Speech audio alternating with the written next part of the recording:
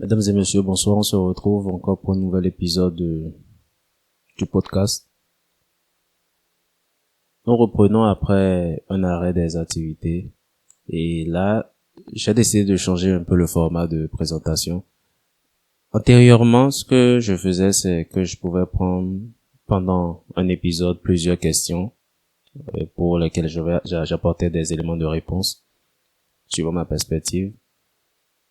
Mais là, en pensant la chose autrement, je me suis dit, ok, le but n'est pas essentiellement ou forcément en fait de balayer le maximum de questions, mais éventuellement en fait d'apporter le maximum de compréhension par rapport à n'importe quelle question qui aura été posée. C'est-à-dire donc le schéma qui se présentera à l'avenir est lequel. Quand je prendrai une question, je vais faire le maximum pour étayer au fait mon argument et développer au fait répondre à la question comme si je développais un sujet. Donc je vais littéralement prendre mon temps et voilà, élargir au fait l'univers autour de la question posée.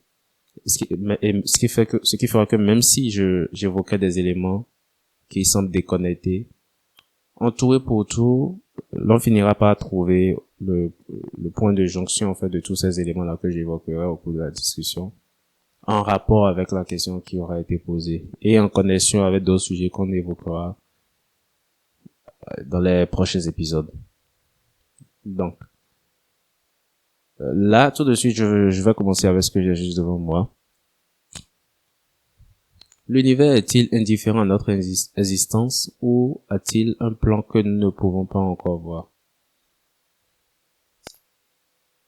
L'univers n'est absolument pas indifférent à notre existence.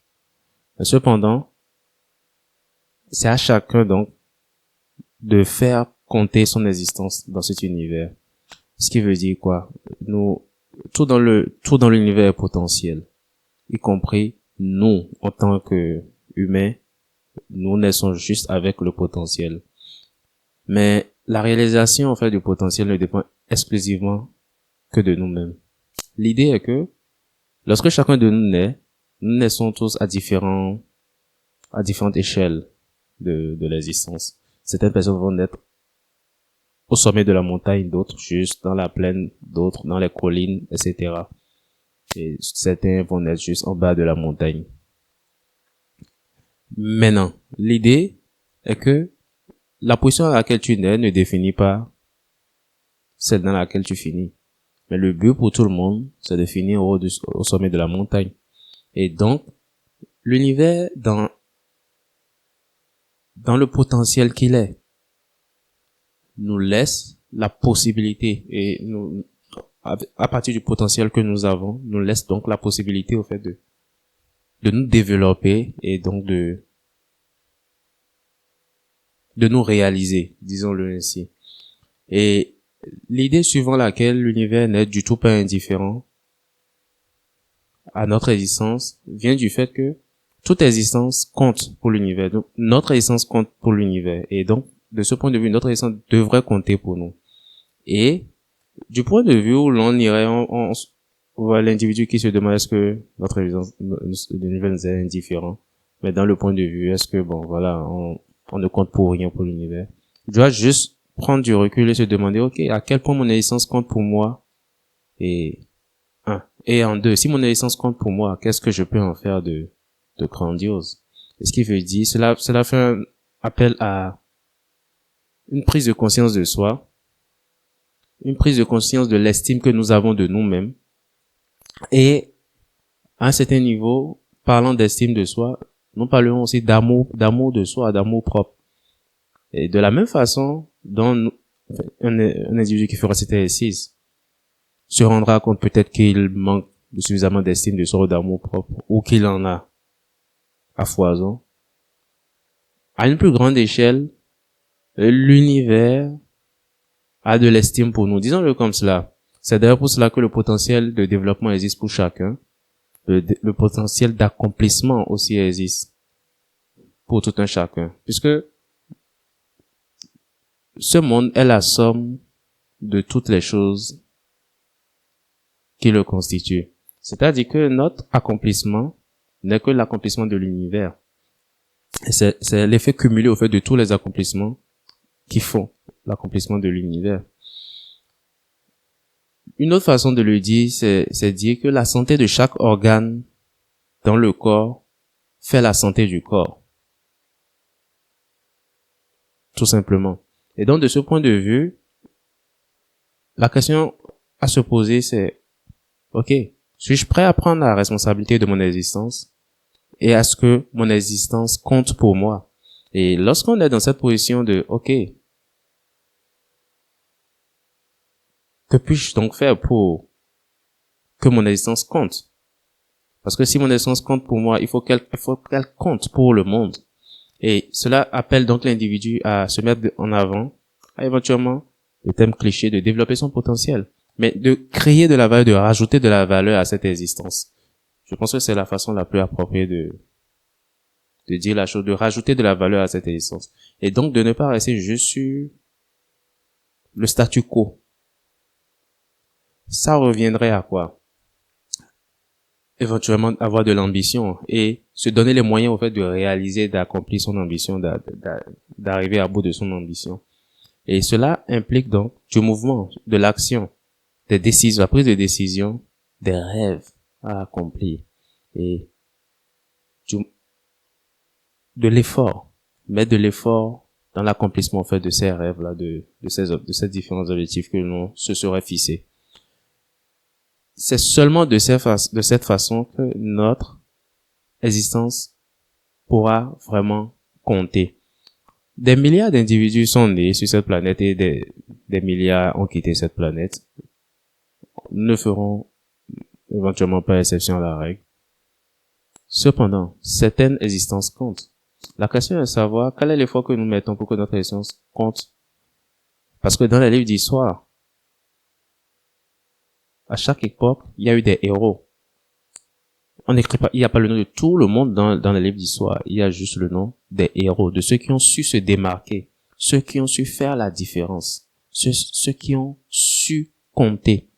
Et on se rendra bien compte que ce n'est pas ceux qui sont restés en griffe oisifs ou qui sont restés passifs qui ont fait l'histoire, mais ceux qui sont allés contre vents et marées, qui sont allés à contre courant, qui ont bougé et qui ont fait bouger donc les choses, qui ont utilisé la force de leur esprit pour imposer ou pour pas forcément imposer, mais pour affirmer au fait leur vision du monde. Ceux-là ont écrit l'histoire parce qu'ils ont prouvé que la force qui est en eux est bien au-delà au fait de la force dans le monde. Voilà pourquoi ils ont pu imposer leur vision du monde au reste du monde. Et donc, non seulement ils n'étaient pas indifférents à leur propre existence, mais le monde autour d'eux n'était pas indifférent à leur existence. Et donc, du coup, l'univers non plus. Encore plus pour eux, ne pourrait être indifférent à leur existence. Au point où, justement, le fondement du monde que nous avons aujourd'hui n'est que le fondement du monde que nous avons aujourd'hui n'est que justement, au fait, leur accomplissement. La base, au fait, du monde que nous avons aujourd'hui, ou du moins, une autre façon de le dire, le monde que nous avons aujourd'hui est le fruit de ces grandes réalisations, de ces grands héros de cette époque-là, ou de ces différentes époques. Et donc, peu importe comment on tournera la chose, la question pertinente à se poser ne sera pas de savoir si l'univers est indifférent à notre existence. Parce que la chose qui est sûre, c'est que la réponse est non. Et c'est plutôt évident. J'étais en train de lire une histoire dernièrement. C'était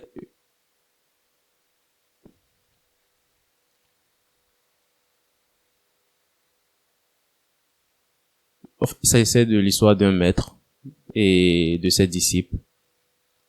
Et le fait est que la relation maître-disciple qu'ils avaient dans le passé était assez tumultueuse. Il y avait assez de, je vais pas parler de violence, mais il était rigide, le maître, il était sévère avec eux. Puis, pour un certain nombre d'éléments qui sont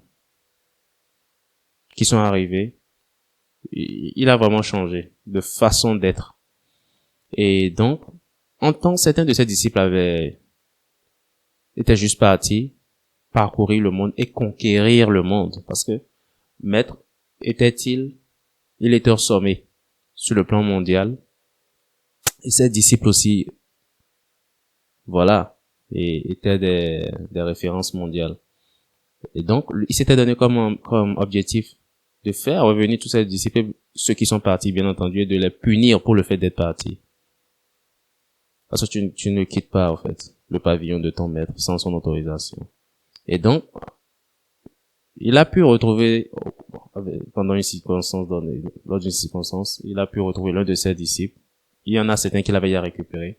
Et il y avait un en particulier que lorsqu'il l'a récupéré, il l'a ramené, il l'a mis en cellule d'isolement pour qu'il puisse refléter sur ses propres actions. Et donc, c'était toujours une histoire à couteau tiré entre le maître et l'élève, puisque le disciple s'était braqué, vu le passif qu'ils avaient par rapport à leur histoire personnelle. Et ce qui s'est passé, c'est que l'un des disciples était allé voir son aîné, qui était en cellule de discipline, en cellule d'isolement. Et pour, voilà, l'inciter à aller voir le maître,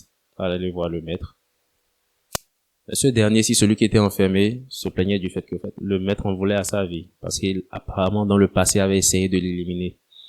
Bien entendu, le maître en question ne se rappelle pas, pour un certain nombre de raisons. Il ne se rappelle juste pas de pas mal de choses.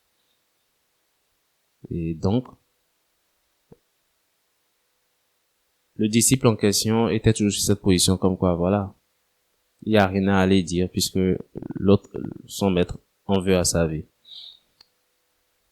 Et son jeune condisciple, qui est venu le voir pour, voilà, l'inciter à aller voir le maître, a attiré son attention sur un truc simple. Si le maître tenait à t'éliminer, tu ne serais juste plus de ce monde. Donc, tu es là depuis des jours, enfermé, il vient te voir ou discuter, mais tu es toujours vivant. Mais dans ta tête, il en veut à ta vie. S'il tenait tant à te tuer, tu ne serais plus de ce monde. La leçon derrière ce que je suis en train de dire, c'est quoi? Le fait que nous soyons dans cet univers veut dire implicitement que nous comptons pour cet univers. L'univers n'a aucune raison de créer quelque chose qui n'a pas de valeur, qui n'ajoute pas de valeur. L'humain peut s'amuser à dévier vers des choses qui n'ont pas de valeur. Mais l'univers est un système super efficient, qui fait tout pour une raison. Et ce qui fait que on remarquera que tous les écosystèmes sont harmonieux. Et tous les éléments d'un écosystème se complètent parfaitement, ça répond juste à des lois. Il y a aucun hasard, avec une précision mathématique. Et donc, du coup, nous sommes de ce monde, nous sommes dans ce monde, parce que nous comptons pour l'univers. Et donc, quelqu'un pour qui tu comptes, ou un système pour lequel tu comptes, ne peut être indifférent à ton existence. Là, je reviens encore à la première question de laquelle j'étais parti. Donc, la question qui mérite d'être posée est de savoir à quel point notre propre existence compte pour nous. Parce que nous avons souvent tendance à nous focus sur nos attentes vis-à-vis des autres. Mais ce que j'invite à faire, c'est d'avoir des attentes vis-à-vis de nous-mêmes. Suis-je indifférent à mon existence ou mon existence compte pour moi? Si elle compte pour moi, qu'est-ce que je fais pour qu'elle envahisse l'appel, pour qu'elle compte pour le monde maintenant? Pas dans le sens de, ok, j'attends quelque chose du monde, mais maintenant, qu'est-ce que moi je peux offrir au monde? Quelle est la valeur que je peux ajouter au monde? Comment est-ce que je peux marquer mon temps? Comment est-ce que je peux écrire mon histoire et changer le monde? Comment est-ce que je peux marquer ce monde? Influencer l'humanité et être une force positive, une force de bien pour ce monde.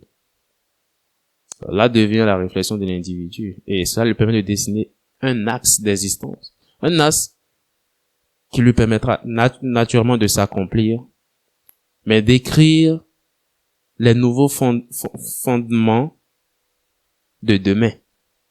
Parce que c'est seulement sur les accomplissements du jour que seront bâtis demain. Il y a un monsieur qui disait une fois que si n'importe qui, comment il le disait, n'importe quel roi, s'il remonte suffisamment loin dans sa généalogie, se rendra compte qu'à un moment donné, l'un de ses ancêtres était un clochard. C'est-à-dire que plus on va remonter, plus on va se rendre compte qu'il fut un moment où leur lignée n'était pas sur le trône. Ils n'avaient jamais été sur le trône, etc. Et donc, quelqu'un dans la généalogie, au fait de cet individu-là, de ce roi-là, a changé l'histoire pour tous ceux qui sont nés après lui.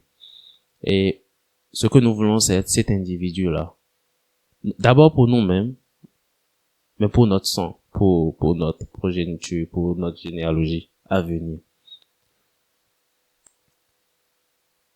Et pour cela, il faut donc designer son existence de façon à se retrouver dans ce genre de schéma. C'est-à-dire donc ne plus se laisser aller au courant random, ne plus se laisser aller de façon se laisser aller par défaut, au système par défaut au fait de l'existence. Il faut de façon consciente et active, de façon proactive, décider au fait de l'orientation que l'on va donner à son existence, de poser des actions, de façon d'être autoconscient et de poser des actions conscientes, d'avoir des choix super conscients et d'orienter son existence de façon super consciente.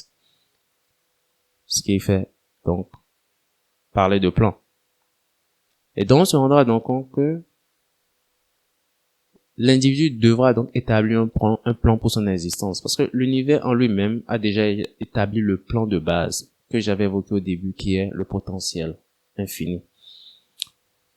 Et le truc, c'est quoi? Le schéma n'est pas fermé, ou du moins ce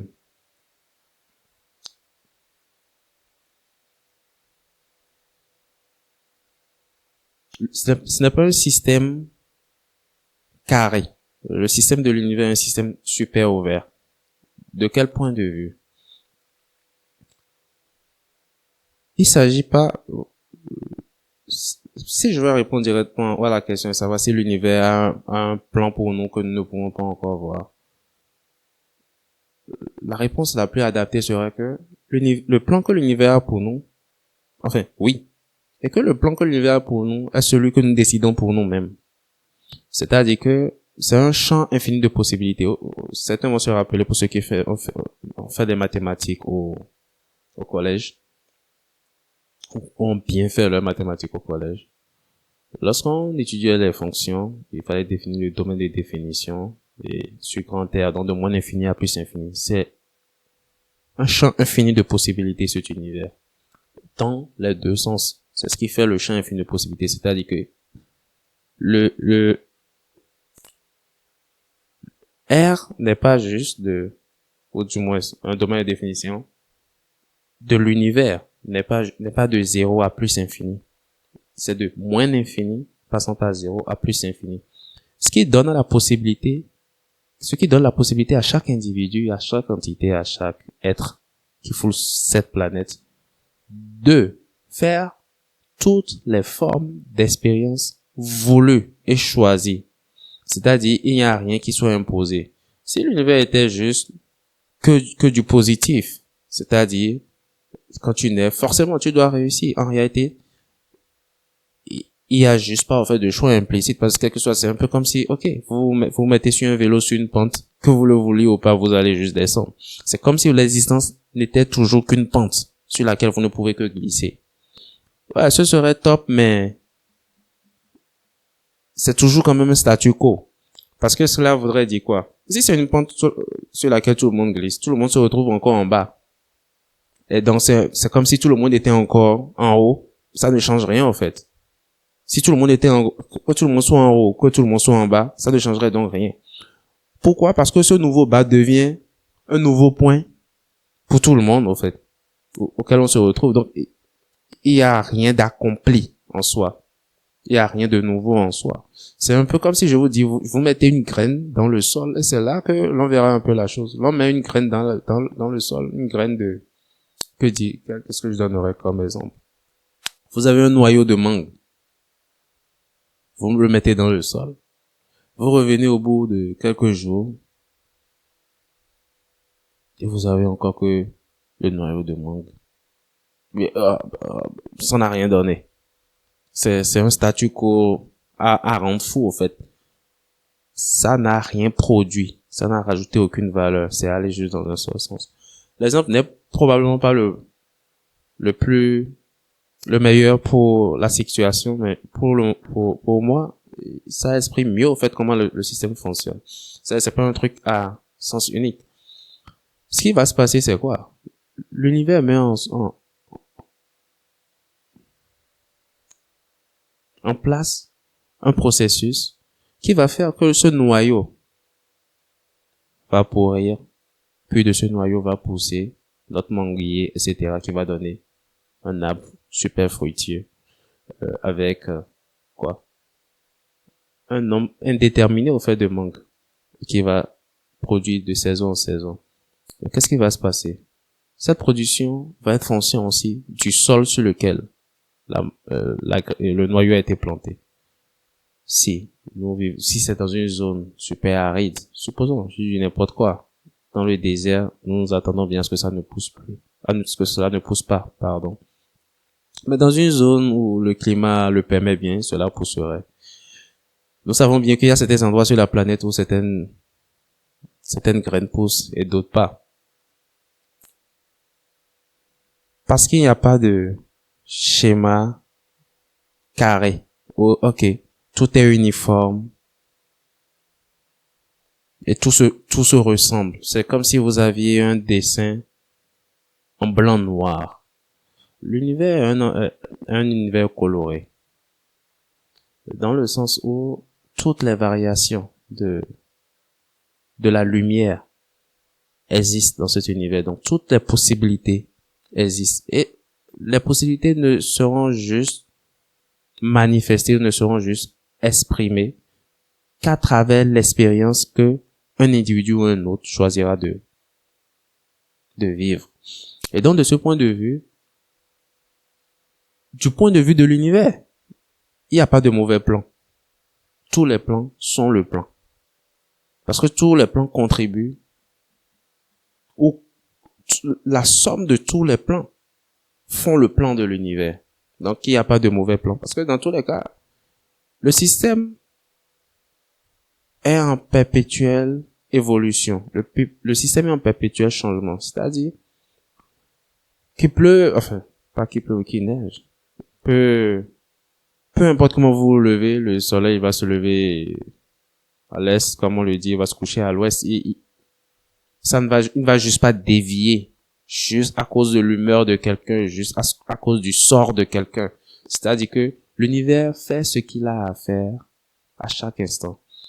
Les lois sont les mêmes pour nous tous. La gravité, elle est la même pour nous tous. L'oxygène de l'air, notre organisme fonctionne de la même façon pour tous, etc., etc. C'est-à-dire, les fondements même de l'univers sont les mêmes. Le potentiel en termes de réalisation est le même. Le point de départ n'est pas le même. Mais le potentiel de chacun va être défini essentiellement aussi par son point de départ. Pas dans le sens où son point de départ sera sa fatalité, mais son point de départ le met dans une position où son champ d'expérience va être nuancé de celui qui a un autre point de départ. C'est-à-dire que quelqu'un qui naît dans un environnement où les gens sont super pauvres, ce n'est pas la fatalité. Ce n'est pas une fatalité dans le sens où, ok, non, tu ne peux pas t'accomplir. Mais ça veut juste dire que, ok, tu vas devoir, si ton objectif, si ton plan est de t'accomplir, si ton plan est de réussir, tu vas devoir faire preuve d'imagination, tu vas devoir faire preuve de création, tu vas devoir faire preuve de mouvement d'action, de proactivité, de force, de présence, d'accord? De ruse aussi, il le faut. Parce que chacun, ce n'est qu'une affaire de nuance au finish pour dessiner une route qui sera ta route, donc ton histoire, donc ta légende personnelle. Et ce serait encore une histoire de plus dans le champ de l'univers. Et à chacun, donc, la responsabilité de décider s'il veut que son histoire compte pour ce monde ou pas. Et cela va se savoir dans la grandeur, en fait, des réalisations que cet individu va réaliser. Tout simplement. Et donc, tout cela ne va faire qu'enrichir, en fait, le palais de l'univers. Et pour toujours aller dans le même sens, comprendre donc que nous avons la responsabilité de décider de quelque chose de bien pour nous. Et qu'est-ce que nous pouvons faire? L'idée est de nous accomplir. Tant que l'idée est de nous accomplir, parce que ce qui va faire que l'individu ne va pas s'accomplir ou que sa situation ne va pas changer, c'est-à-dire son point, disons qu'il ne bouge pas, il ne change pas de vie. La chose qui va faire que les choses ne vont pas bouger pour lui, ce sera tout simplement l'inaction. Il faut comprendre que parler d'inaction ne veut pas dire qu'ok, il est resté les bras croisés tous les jours de sa vie. Ça, c'est juste pas humainement faisable. Et généralement, ce qui se passe, c'est que l'humain avance sans avancer. C'est-à-dire que l'image que les gens utilisent souvent est celui du hamster qui court, en fait, dans sa roue. Il court, mais il fait du surplace. L'exemple le plus simple, pour ceux qui ne connaissent pas le hamster, vous êtes sur un tapis roulant, vous pouvez courir 1 kilomètre, 10 kilomètres, 50 kilomètres, vous pouvez être essoufflé, vous allez transpirer. Vous êtes toujours sur place. Donc c'est la différence entre réellement avancer et avancer sans avancer. Celui qui court, disons, de la ville A à la ville B, et celui qui court sur un tapis de course dans son salon. C'est littéralement là. Donc, comprendre que un autre exemple serait de penser à quelqu'un qui nage d'une rive A à une rive B et quelqu'un qui patauge. Il patauge, il n'avance pas. Il fournit de l'effort, il fait des mouvements, on est d'accord, mais ça ne bouge pas, il fait du surplace. Et c'est plutôt dramatique. La vie de la majorité des individus est dramatique. La question est de savoir, qu'est-ce que vous décidez de faire pour que votre vie en vaille la peine, que votre vie compte, et que faut réaliser de grandes choses. Encore une fois, des plans.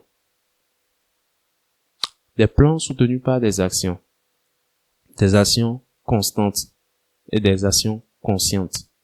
Et les plans suivant les différents axes de l'existence que vous déciderez d'aborder. Est-ce que cela concerne votre carrière, vos finances, votre santé, votre vie relationnelle, votre vie spirituelle, votre corps? À vous de savoir, en fait, comment est-ce que vous voulez dessiner le plan de votre accomplissement personnel. Parce que l'idée, de mon point de vue, c'est de s'accomplir, en fait, dans les différentes sphères de l'existence. Et donc de se fixer des objectifs à atteindre. D'avoir un rêve avec un idéal en termes de réalisation, en fait. Et à partir de ce moment, de structurer cet idéal-là comme des projets, en petits projets, sur des périodes données et de les mettre en exécution. C'est seulement ainsi que nous pourrons réaliser les plus grandes choses. Parce que il n'y a rien à découvrir, il n'y a rien que l'univers a prévu quelque part, qu'il faudra attendre un moment pour découvrir. Où est-ce qu'on est supposé aller le découvrir? La façon simple de le dire, c'est quoi? Est-ce que avez-vous déjà rencontré quelqu'un qui vous a dit, ah, ok, en fait, l'univers avait un plan pour moi et je suis allé sur le Kilimanjaro, puis j'ai trouvé le plan que l'univers avait pour moi. Ou bien, ah non, j'ai attendu quand j'ai 99,9 ans. Le plan m'est apparu comme par enchantement. Ça n'existe juste pas. Tous ceux qui ont accompli des choses dans ce monde ont fait bouger les choses par eux-mêmes, pour eux-mêmes, puis ensuite cela a profité aux autres. C'est d'abord par conviction personnelle, par envie de changement, par rage d'aller de l'avant, de faire les choses différemment. C'est par refus du statu quo que le changement naît. Et il faut du courage. Pas le courage d'affronter le monde, mais le courage d'aller de l'avant. Le courage d'accepter de changer. Le courage d'accepter de se changer, puis de changer son environnement. Et puis, éventuellement, en se changeant, on a fait son environnement et cela a fait le reste du monde. Et ainsi seulement l'on réalise de grandes choses. Et seulement ainsi l'on s'accomplit. Et c'est dans cet accomplissement-là, encore une fois, que l'univers s'accomplit. Et donc, dira-t-on, ok, cela, pour certains, c'est le plan de l'univers. Au finish, oui, cela est le plan de l'univers. Puisque vous êtes partie faisant intégrante de l'univers. Je fais partie intégrante, je fais partie intégrante de l'univers. Et donc, mon accomplissement est l'accomplissement de l'univers. Il y a ce truc-là que les gens disent souvent. Plus je travaille, plus je suis chanceux. C'est un peu comme pour dire, plus je réalise de grandes choses, plus l'univers m'a destiné à réaliser de grandes choses. On se rend bien compte au fait de ce qui se passe. Et cela me rappelle un peu l'histoire de l'alchimiste de Paulo Coelho, où on se rend compte que, en fait, l'alchimiste, ou du moins, le berger qui a fait son pèlerinage, qui a fait son chemin, son voyage vers l'Égypte, a fait des choix pour lui-même.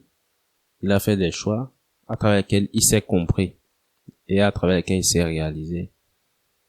Et l'une des histoires majeures dans son chemin est celui où il discutait en fait avec, disons, les éléments de ce monde de la nature, avec le soleil, etc. Où il comprend, il a appris et il a compris que l'âme du monde, si on veut l'univers, l'âme de l'univers ou l'univers lui-même, c'est sa propre âme. Et donc tout vient de lui. Et donc le choix de l'univers, le choix que tu fais. Mais au finish, qu'est-ce qu'on retient de l'alchimiste? Mektoub, qui veut dire c'est écrit. Mais justement, qui écrit? On se rend donc compte au cours de l'histoire que en réalité, oui, c'est écrit. Mais ce n'est écrit que par soi-même, pas par l'univers, pas par un parent, pas par votre épouse, pas par vos enfants, pas par votre guide religieux. Votre histoire est écrite par vous-même. Elle est décidée par vous-même. À chaque instant. Je ne vais pas dire chaque jour. À chaque instant. Parce qu'à chaque instant, nous avons le potentiel de faire quelque chose de différent. Souvent, nous nous laissons,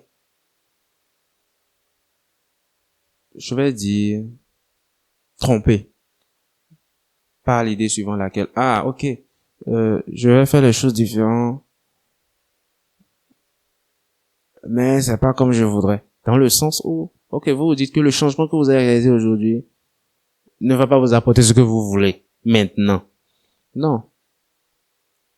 Les plus petits changements, et c'est là que le rôle de la foi en vous-même, la foi en ce que vous faites,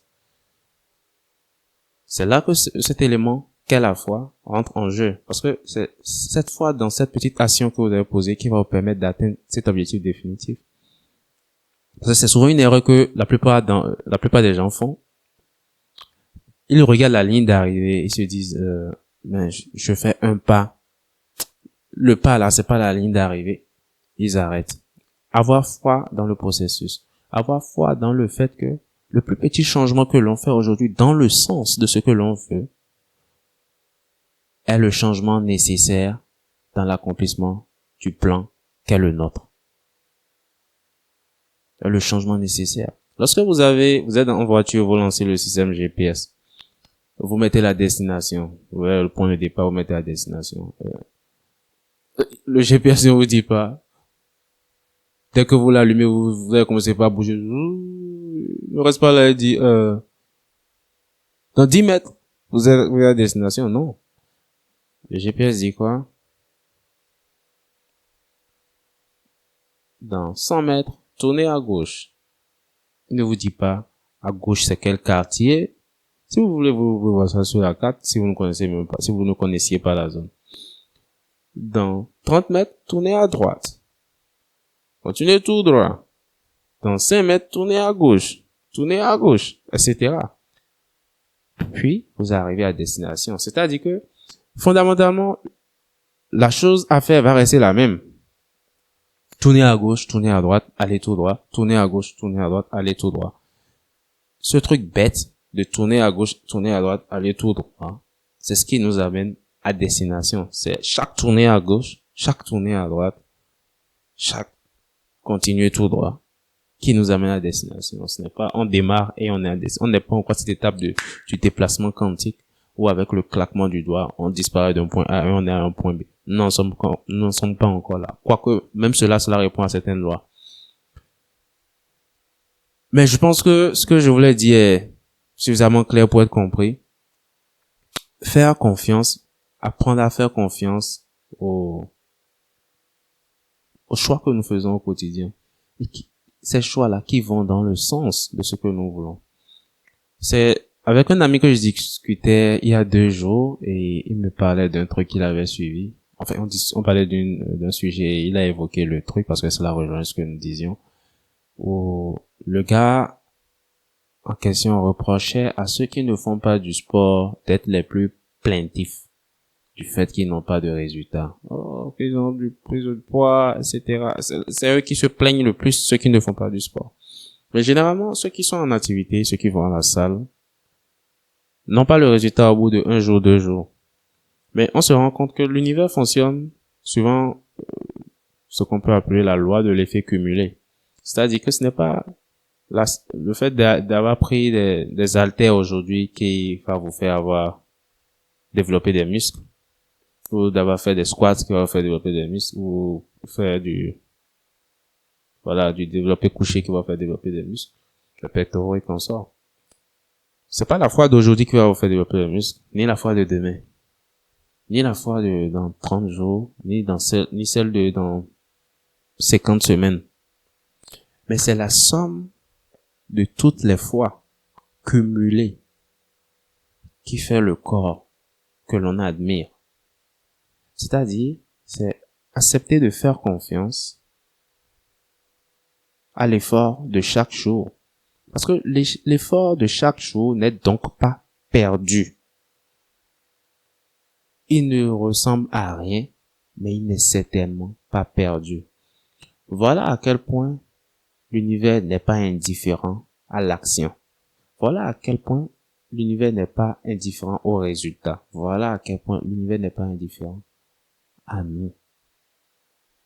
Voilà à quel point il ne nous est pas indifférent. Et bien sûr, cela répond éventuellement, c'est toujours les mêmes lois en fait qui reviennent encore et encore. La cause et effet, l'effet cumulé, la cause à effet, l'effet cumulé, etc. Mais fondamentalement, l'univers est juste vis-à-vis de tous.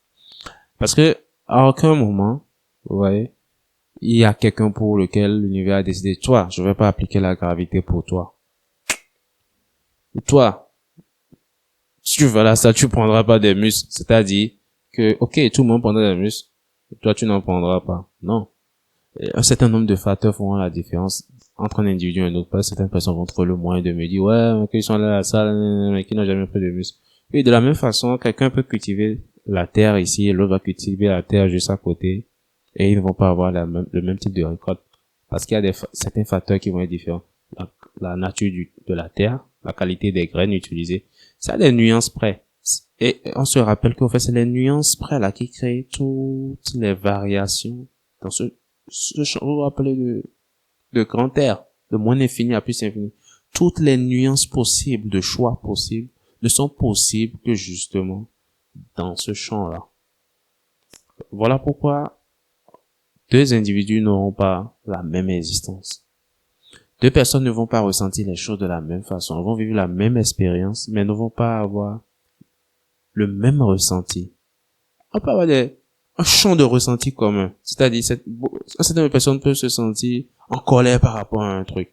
Mais c'est pas le même degré. Ce n'est pas la même implication. Ce n'est jamais aussi personnel. Et la preuve est que chaque individu cherche à prouver à quel point il est plus concerné, il se sent plus concerné que l'autre. Des fois, c'est ridicule, mais quelque part, ça montre à quel point chacun ou chaque expérience est unique. Chacun est unique à travers son expérience dans cet univers. Et chaque expérience compte, même celles qui ne vont pas dans le sens de ce que les gens veulent. L'idée, c'est de nous éduquer et de nous axer sur les expériences de ce que nous voulons, qui nous amènent au fait exactement là où nous voulons aller, dans l'accomplissement de nos objectifs, dans l'accomplissement de nos buts, dans la réalisation de notre plan.